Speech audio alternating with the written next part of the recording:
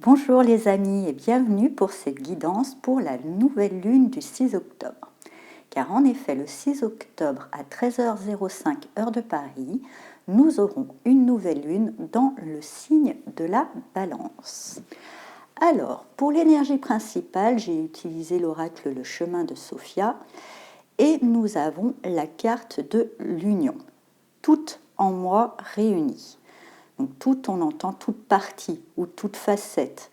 Effectivement, cette nouvelle lune, pour moi, va peut-être mettre en évidence nos contradictions, nos conflits intérieurs, même certaines parts d'ombre, comme ce nuage qui cache le soleil. On voit les rayons du soleil quand même derrière.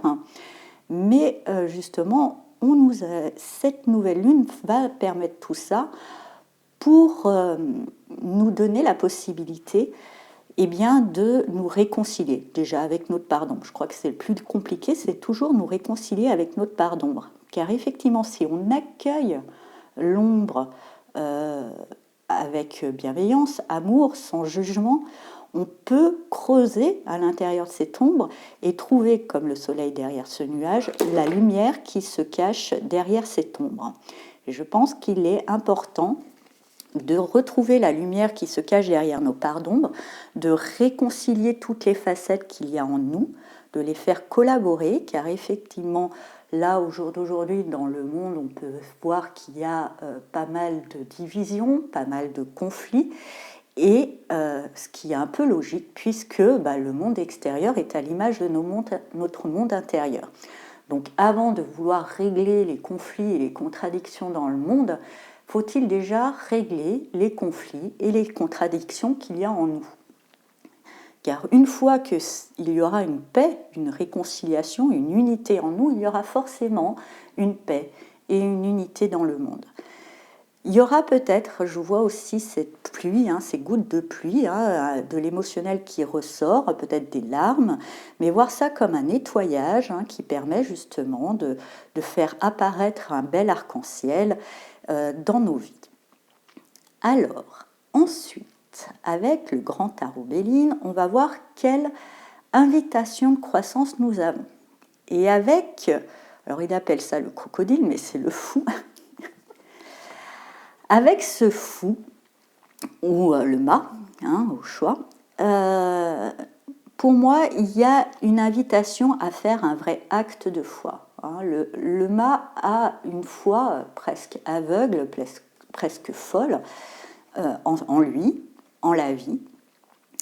Donc, pour moi, l'invitation de croissance, voilà, c'est de oser croire justement déjà à la lumière qui se cache en l'ombre, oser croire que malgré les différences, malgré tout ce qui nous sépare les uns des autres, il y a toujours une part de lumière derrière tout le monde. Le mât aussi, ce que j'entends, c'est qu'il y a une notion de détachement. Il part, il est attaché à rien, il est un petit peu dépouillé, et il se libère un peu de tout. Donc il y a une notion aussi de détachement pour moi peut-être à certaines croyances, à certaines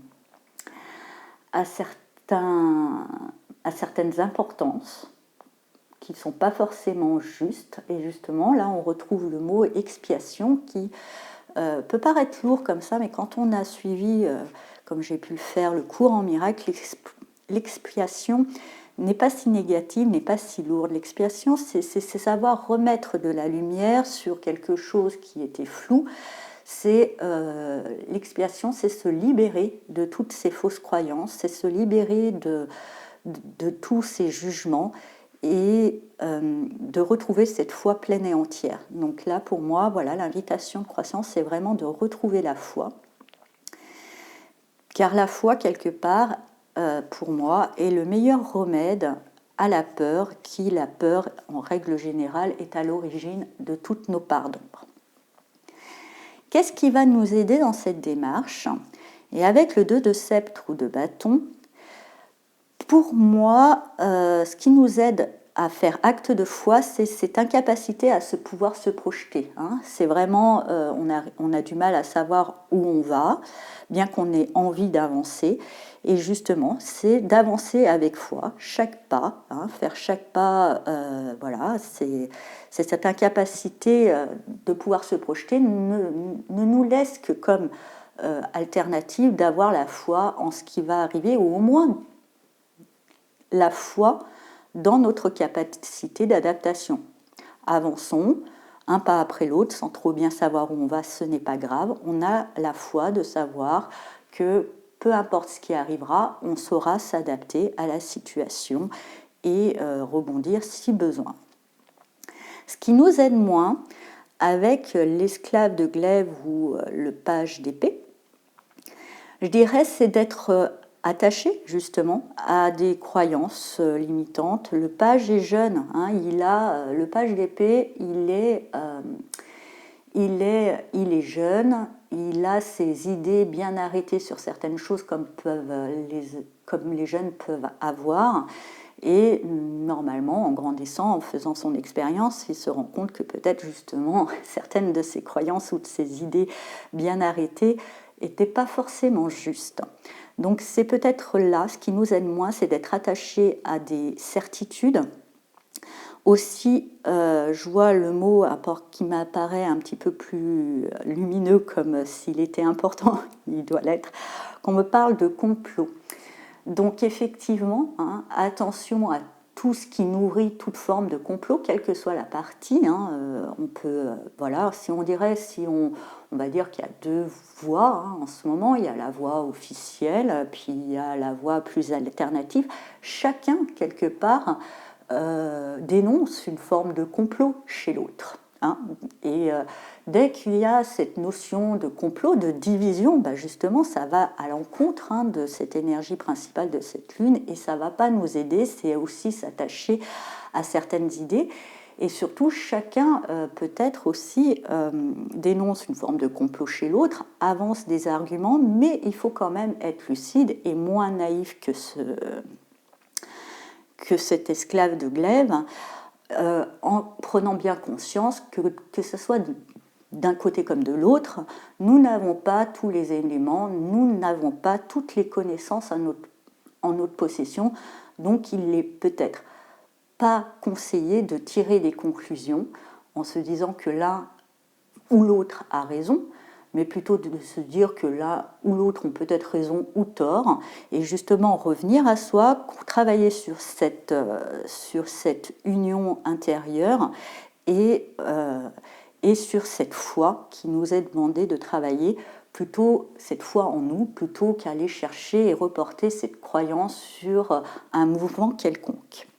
Tout ça pour aboutir au 5 de glaive, ou le 5 d'épée. Le 5 d'épée, là, je le vois, effectivement, le 5 d'épée, c'est pas forcément ce qu'on aurait aimé, mais ça parle un petit peu de conflit, hein, ça parle de guerre. Hein. Il y en a forcément un qui gagne, qui abat l'autre, mais là, je dirais que justement, c'est peut-être une forme de victoire, moi, je l'entends, ce 5 de glaive.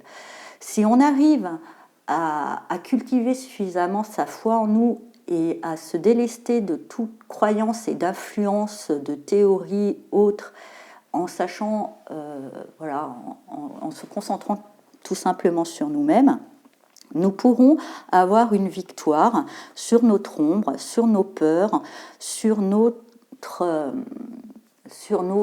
conflits. On pourra un petit peu vaincre cet ego dans le sens ego mental qui en ce moment tourne plutôt pas mal. Je retiens aussi dans cette carte, je vois le signe du bélier avec la planète Vénus et j'entends comme le bélier est quand même représenté comme par le combattant, hein, donc là voilà le combat, et Vénus, bah, l'amour, je pense qu'il est justement hein, pour pouvoir, c'est combattre avec amour. Hein, combattre avec amour, ça part d'ombre entre guillemets, c'est la combattre. Je suis pas à l'aise avec ça, je dirais, mais plutôt l'accueillir. mais aussi avec amour, peut-être justement réussir à gagner sans forcément, sans forcément y mettre de la colère ou de l'hostilité, tout simplement. C'est là que quelque part on réussira à aller au-delà. Aussi,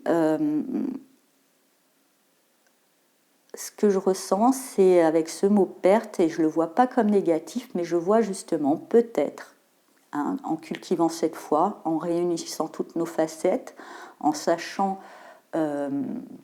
justement que même si on n'arrive pas à se projeter, même si se dire je ne sais pas, on perd du coup tout un système de croyances, on perd ces causes pour lesquelles on veut se battre, on perd un petit peu cette forme d'agressivité, et c'est peut-être pas plus mal. Alors en carte message, j'ai utilisé l'oracle de la spiritualité et nous avons la connaissance sacrée. Et on va lire le message. Donc, une connaissance ancestrale et sacrée attend au cœur de la terre, aspirant à être découverte. Les cristaux détiennent la clé.